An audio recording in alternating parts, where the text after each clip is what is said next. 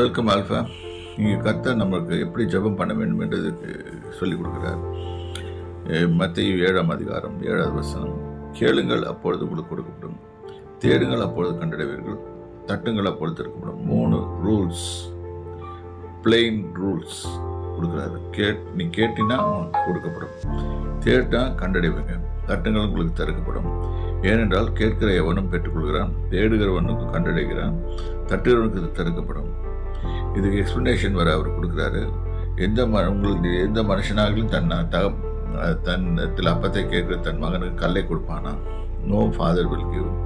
இந்த மீனை கேட்டால் அவனுக்கு பாம்பை கொடுப்பானா? ஆகிய பொல்லாதவர்களாகிய நீங்கள் உங்கள் பிள்ளைகளுக்கு நல்ல ஈவுகளை கொடுக்க அறிந்திருக்கும் போது பரலோகத்தில் இருக்கிற உங்கள் பிதா தமிழத்தில் வேண்டிக் கொள்கிறவர்களுக்கு நன்மையானவர்களை கொடுப்பது அதிக நிச்சயம் அல்லவா? ஆகவே நம்ம கேட்கும்போது கேளுங்க.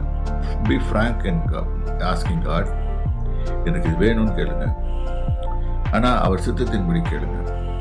அவர் சித்தத்தின்படி கேட்காம நான் எனக்கு நட்சத்திரத்தில் வேணும்னு கேட்டால் கொடுக்க மாட்டார். சில பேர் அப்படி ஜோம் பண்ணுவாங்க, எனக்கு அப்படி வேணும் இது வேணும்னு. அந்த மாதிரிலாம் இதில் இந்த பூமியில் நம்மளுக்கு எது தேவைன்னோ அவருக்கு தெரிஞ்சிருக்கிறார். அதுக்கேற்றபடி கேட்டிங்கன்னா அவங்களுக்கு கொடுப்பாரு.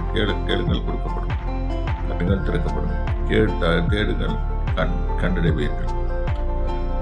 இதுதான் இன்றைக்கு கூடிய வாசனம். கர்த்தர் உங்களை ஆசீர்வதிப்பார்.